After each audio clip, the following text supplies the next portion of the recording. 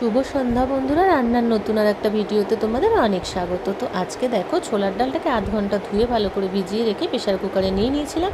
তারপর একটু নুন দিয়েছিলাম আর জল দেব, একদম কিন্তু বুঝে দিতে হবে যাতে কোনো এক ফোঁটাও জল না থাকে। একদম মানে সেদ্ধটা হবে শুকনো শুকনোভাবে, সেই বুঝে দিতে হবে।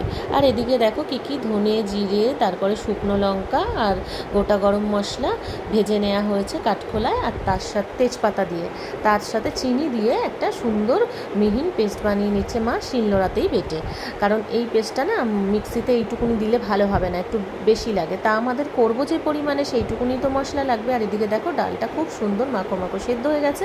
বাটির মধ্যে মশলাটা নিয়ে নিলাম, নিয়ে তার মধ্যে আমি দিয়ে দেবো ডালগুলো, একটু ঠান্ডা হবে ওইদিকে। আর এদিকে আমি ময়দা বেশ সুন্দর তেল নুন আর চিনি দিয়ে ভালো করে মেখে রেখেছিলাম। আর এদিকে দেখো ওটা মেখে ফেলেছি, মাখার ভিডিওটা চলে গেছে। আর এর মধ্যে একটু ঘি দিয়ে দিয়েছিলাম, জাস্ট দিয়ে সুন্দর করে মাখাটা মেখেছিলাম আর একটু চিনি দিয়ে দিয়েছিলাম।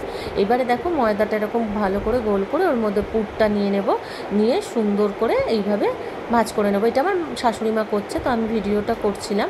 তো এইভাবে মা নিল, দেখো একদম সুন্দর করে এমনভাবে করে নেবে যাতে বেলার সময় না বেরিয়ে যায়। তবে হ্যাঁ, বেলতে গেলে দেখবে একটু যেহেতু গোটা গোটা ডাল রাখতে হবে, বেশ ভালো লাগে।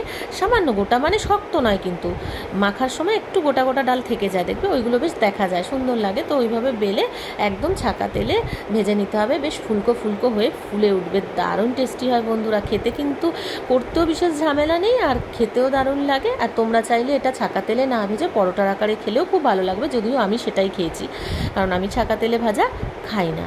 আর এর সঙ্গে খাওয়ার জন্যে অন্য কিছু আমরা কিছু করিনি, আমরা চিকেন কষা বানিয়ে নিয়েছিলাম।